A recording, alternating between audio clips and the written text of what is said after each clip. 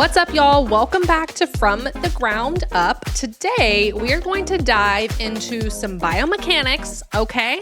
This is the biomechanical episode where we are going to discuss what apparently the pelvic health people on the internet need to know, okay? Last week, we talked about how I tend to see so much disagreement online, on social media, especially in the pelvic health space.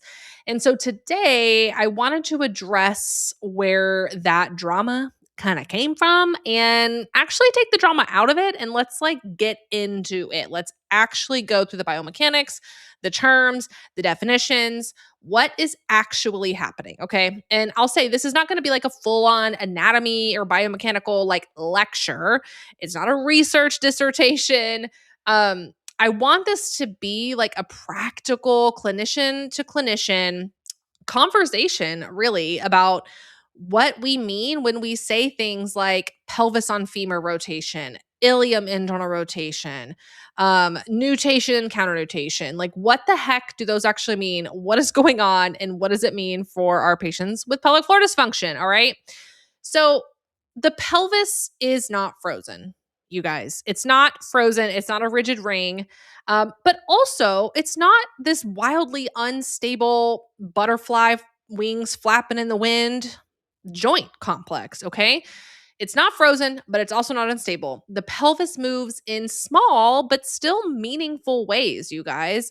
And truly, if we want to understand pelvic floor function, especially automatic, responsive, anticipatory pelvic floor muscle function for things like pressure management, transferring forces and loads across the pelvis, we have to define what we are actually talking about when we say those terms about pelvis internal rotation, okay? Pelvis-on-femur motion is not the same thing as ilium motion by itself, okay? And ilium motion is not the same thing as sacral nutation and counternutation. And none of these motions require us to pretend that the pelvis is either completely stuck and rigid or that it's flopping around, I don't know, like one of those, I'm picturing those little blowing things at the car lots where the person is just like, woo, and they're just flapping in the wind. I'm like, it does not have to be either of the two extremes, you guys, and it's not. The truth is that there's more nuance here than either one of those, okay? And as pelvic health clinicians, we have to be able to walk into the nuance and accept it and accept that there is likely some stuff going on that we haven't thought about before, okay? Myself included. So let's start by just kind of defining some of the terms. Because before we argue or get into discussion about whether something does or does not happen, we need to be defining what it is we're exactly talking about, alrighty? So when someone says pelvic internal rotation, I'm going to need to know what exactly we're talking about, okay? Are we talking about pelvis on femur motion? Are we talking about femur inside pelvis motion? Are we talking about ilium or innominate motion? Are we talking about sacral nutation, counternutation? Are we talking about pelvic inlet and outlet shape changes? So those are not all the same thing. They're all related, yes, but they are all different things, different relative motions, okay? So we gotta be knowing from the get-go what we are talking about. And we're gonna kind of go through all of those. Let's start with pelvis on femur motion, pelvis on femur rotation, whatever you wanna call it. Pelvis on femur means the femur is relatively fixed at any given point in time, and the pelvis is moving over it. Pelvis on femur motion. You see this all the time in real life in the clinic. Some examples would be, walking, okay, running, squatting, lunges, hinges, side shifts, hip shifts into one hip or one leg, single leg stance, step downs, sit to stand, athletic loading and cutting motions, okay? Anytime where the femur is kind of planted like in a closed chain moment on the ground and the femur's relatively fixed, it's not doing like a clamshell or a leg abduction or anything like that. the femur's pretty fixed and the pelvis is having to orient itself or rotate or control that rotation on top of the femoral head. In gait, for example, the stance leg is loaded. Okay. The femur is relatively fixed under the body. I know we're like in motion when we're walking, but if we just take like a snapshot of a second or two, the femur is relatively fixed under the body. The foot is planted on the ground. We have a closed chained moment happening.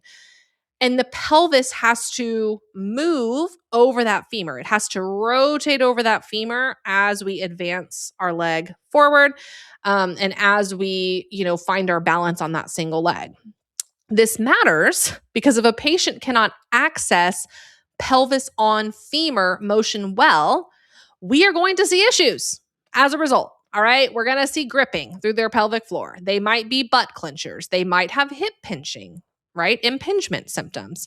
They might have leaking. They might have pressure symptoms. The symptoms might look different, okay? But either way, then we're taught, look at their pelvic floor and say, oh, they have a tight pelvic floor, or oh, their pelvic floor is weak, when really the pelvic floor is just responding to a system that does not have enough options. It does not have enough, in this case, pelvis-on-femur mobility and control of that mobility.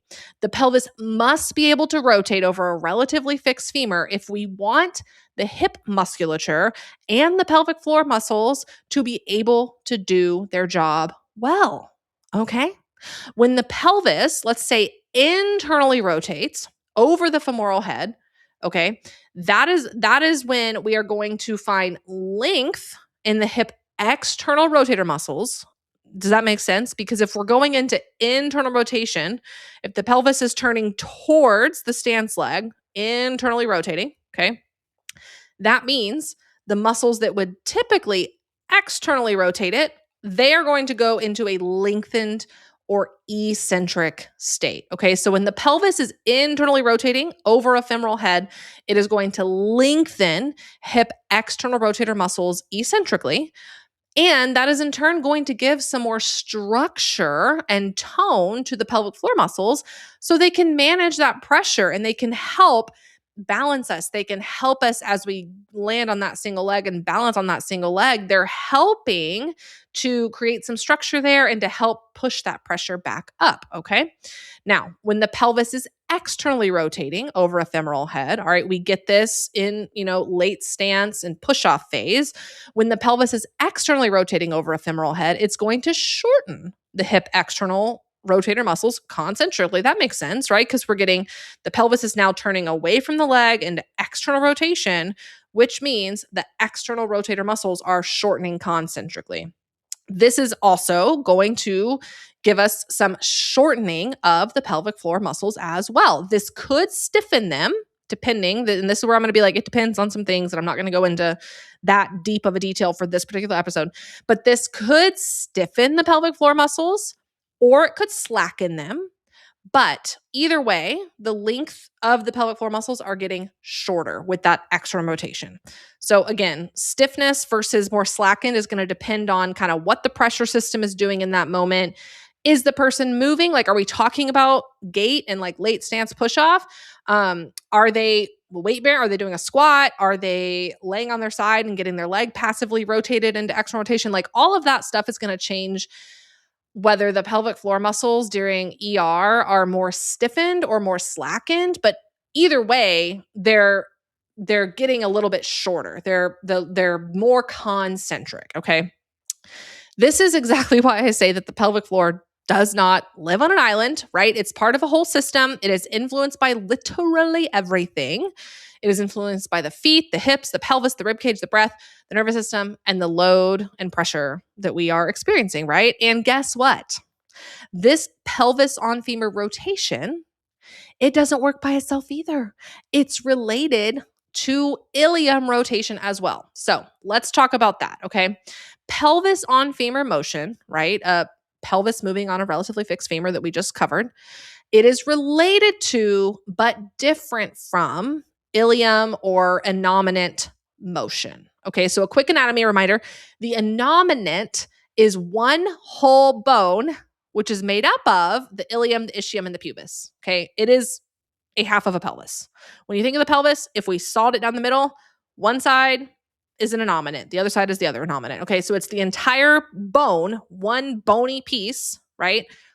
That is made up of kind of three different names of the areas, right? So the ilium is the top kind of wing portion.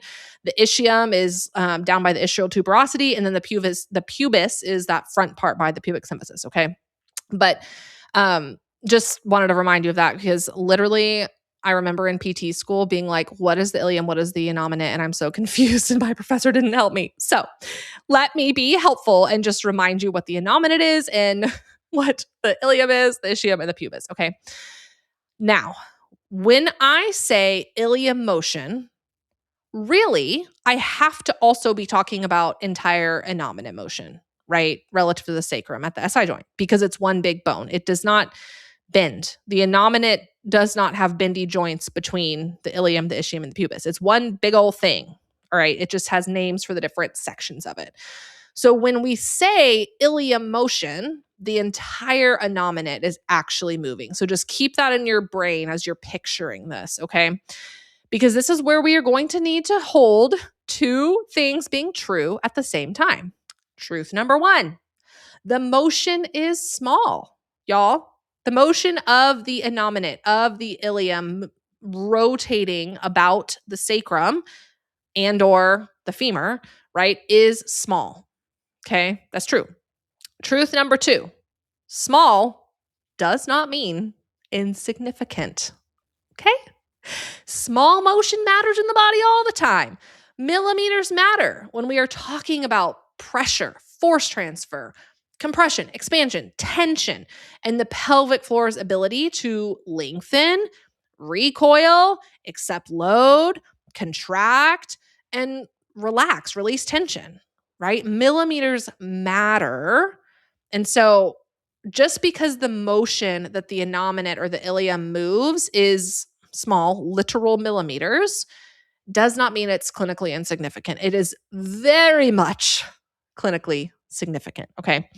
So when I talk about ilium internal rotation, what I am talking about is the upper ilia. So, picture the iliac crests. The upper ilia are moving relatively inward towards midline. Okay. So picture, we're squeezing from the sides of our pelvis on the iliac crest and we're pushing them together midline. Okay. The ilia are moving relatively inward. But because the innominate is one big bone, all right, that means the ischium or the ischial tuberosities are then moving relatively outward. Okay. That means we are getting more space at the pelvic outlet.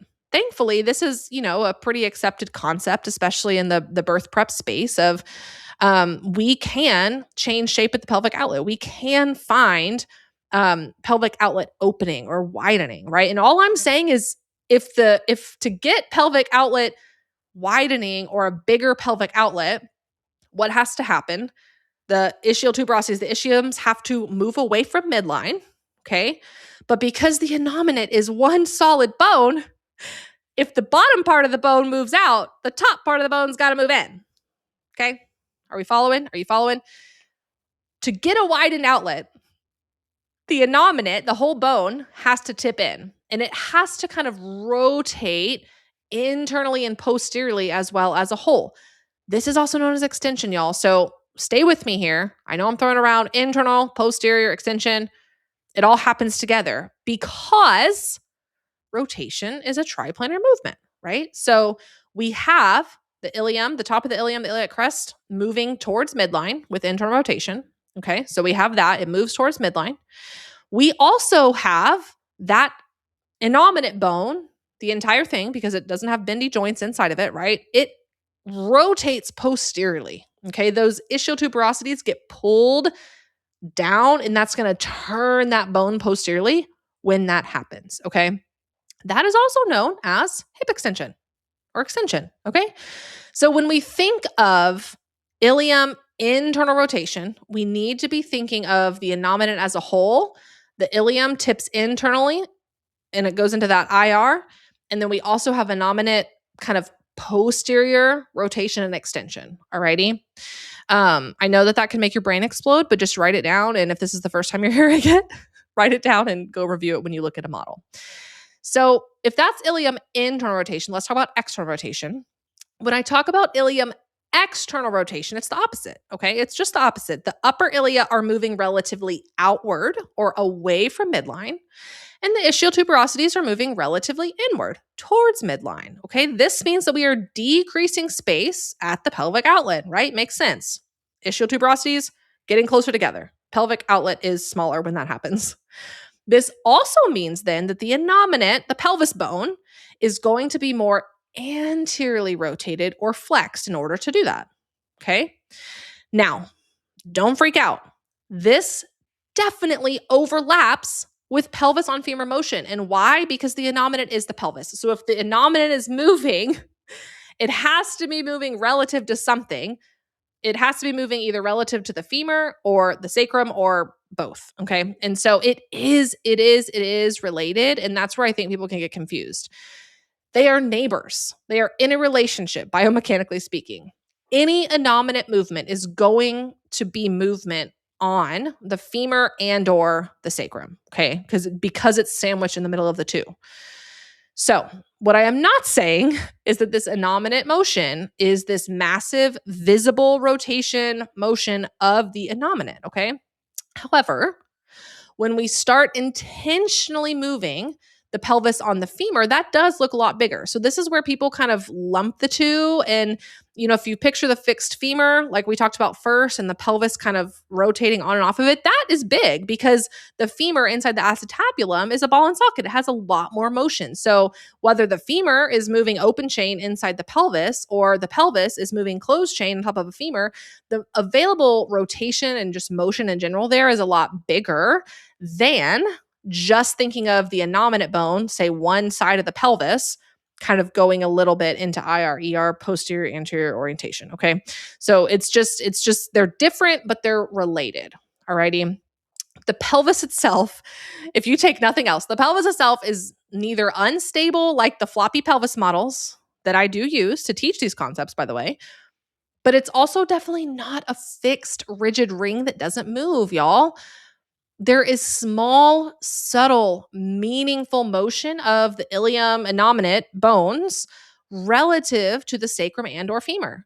And that motion matters for how force moves through the pelvis and how the pelvic floor can respond to pressure. Okay. So quick little disclaimer. I brought up the pelvic models because apparently people get mad at these mobile pelvis models that I like to use for education. When I use a mobile pelvis model, when I say mobile pelvis, I'm talking about like the ones where you can like really get after it and they're like spring loaded and you can really like move the iliums and the sacrum and the femur and you can just basically like do 360 degrees of motion in here, right? When I use these, I want to be clear about what I am doing. I thought it was clear, but it's obviously not.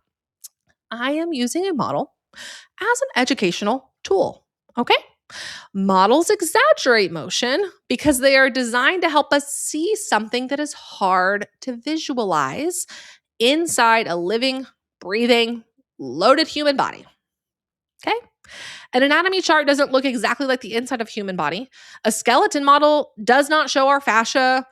It can't tell us our muscle tone. It's not looking at active breathing patterns, pressure, muscle tone, guarding. It can't tell us nervous system state, but we still use those tools because they help us understand relationships and concepts, okay? So when I show this ilium internal rotation on a pelvis model, I am not saying this is the exact amount of motion that happens inside your SI joint. I am saying, here's the direction. Internal, external. Here is the relationship. What is it doing with the sacrum and the femur? Here is the concept as a whole. Now let's talk about why this matters clinically.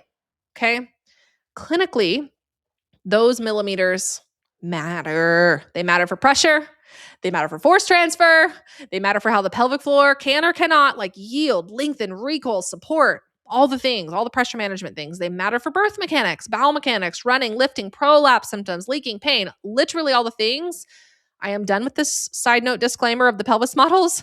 They are educational purposes only. Okay. Back to biomechanics. Let's get to the sacrum, back to the pelvis. With the sacrum, we have nutation and counternutation. Okay. Those are the sacral motions. Nutation and counternutation are not the same thing as ilium, IR, and ER, although there is a relationship here because they are neighbors and because they work together functionally in the pressure system and because they connect to each other and because the innominate lives between the femur and the sacrum. Okay? Like there is a relationship there. They're different, but there is a relationship. All right? So what is it? Sacral nutation is when the base of the sacrum, so the top of the sacrum, tips forward and kind of down relative to the ilium, and the coccyx kind of moves relatively back. Think of the sacral base like nodding forward. This is also called like an anterior tilt of the sacrum. It's moving forward, okay?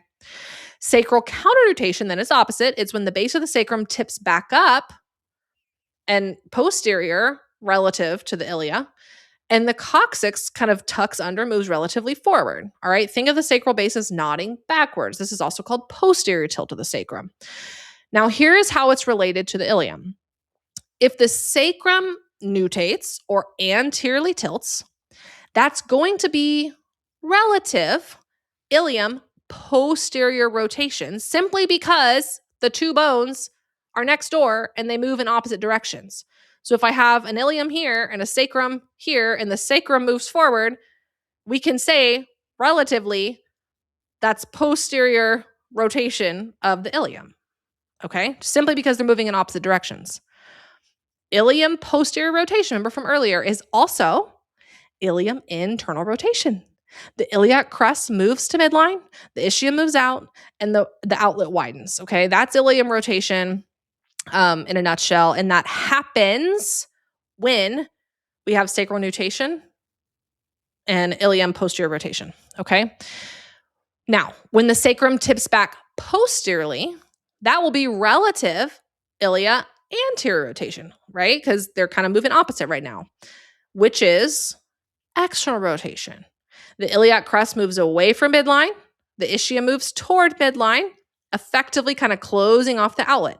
So again, while these motions are related to each other, we'll tend to see them moving in opposite directions with the sacrum, nutation and counternutation, ilium, IR, and ER, and the pelvis moving on the femur.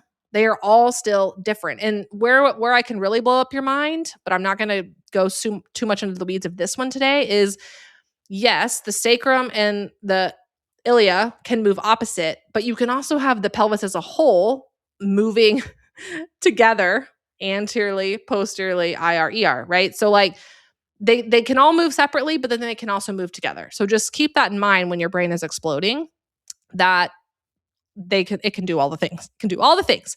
We have to be able to decipher though between the things, between these motions, between the relative motions, between orientation of the entire pelvis, when thinking through rehab and what these changes are going to do to our patient's pelvic floor. Because even those little millimeters of movement at the SI joint matter. Okay? Because they are changing the shape of the outlet. And we know that. We know that the outlet changes shape. And again, back to my point, if the outlet changes shape, that means the entire innominate has had to move, which requires rotation of the innominate, which a portion of the innominate is the ilium. So you can't tell me that the ilium don't rotate, okay? And because the ilium butts up to the sacrum, the sacroiliac joint, hello, that tells me that there is some motion at the SI joint, which hopefully we all agree that there is, but that's where my brain was exploding because I was like, we know that there's millimeters of motion at the SI joint. What do you mean we can't rotate the ilium? We can. So hopefully this description today of kind of the differences between pelvis-on-femur, innominate, ilium rotation, sacrum nutation, counternutation, hopefully that helped you just kind of go, oh, I see. I see how they can all move relative to each other, and I see how the pelvis can move as a unit. It can, but I'm just saying it doesn't have to. It's not only a unit moving. It's not only a rigid ring. Okay. The part I care about most with all of this is why these millimeters of motion matter. I keep saying they matter, right? Why? Why do they matter? This is what I care about the most, honestly. I frankly don't care about biomechanics because I want to sound smart on the internet. All right. I know biomechanics can make our brain explode, and people who get it, in my opinion, I'm like, dang, you smart. That's not why I care about biomechanics. I care because these mechanics change What happens for our patients, y'all? If a patient cannot access outlet opening, that is going to likely impact posterior pelvic floor length, bowel mechanics, birth prep positions, squatting, hip mobility, pelvic pain, you name it, okay? If they can't move the innominates, they're going to have these things. If a patient can't control pressure through their pelvis because they cannot get enough motion at the pelvic bones to change and impact the length tension relationship of the attaching pelvic floor musculature, that is probably going to show up as things like leaking, heaviness, and prolapse. Sometimes I'm just saying, okay? If a patient cannot rotate over a stance leg, right, pelvis-on-femur, if a patient can't do that, or if they can't control that rotation, that might show up as hip pain or pinching. It might show up as pelvic floor muscle overactivity, low back pain, leaking with running, you name it, okay? And if a patient cannot access appropriate sacral and innominate motion, okay, that is going to impact how they are able to transfer forces from the ground up through the pelvis and into the trunk. So my goal here is not to obsess over these tiny joint motions. The goal is to help you understand how the system works together to create these options and opportunity for the pelvic floor to do its job, or frankly, how the system steals those options by not moving, okay? So let's bring it all back. The pelvis is not a frozen ring that is only going to move if it gets fractured or if the pubic symphysis rips apart, okay? That's simply just not true. It is also not wildly unstable like these big pelvis models show, all right? It moves in small, subtle, clinically meaningful ways, okay? Pelvis-on-femur motion is not the same thing as ilium or innominate motion and rotation. Ilium motion is not the same thing as sacral nutation and counternutation. Yet, they are all related to each other. They all work together as a system to improve the length tension relationship at the pelvic floor muscles so that the pelvic floor muscles can better manage the pressure and load, y'all. And these pelvic models, they are educational tools that help us see these relationships. They are not literal replicas of what is happening inside of our body to a scientific T, okay? But the millimeters, they matter. They matter. The millimeters of SI joint motion matters. They matter for pressure, they matter for load transfer, and they matter when it comes to changing the length tension at the pelvic floor muscles due to its impact on the outlet widening or getting smaller, all right?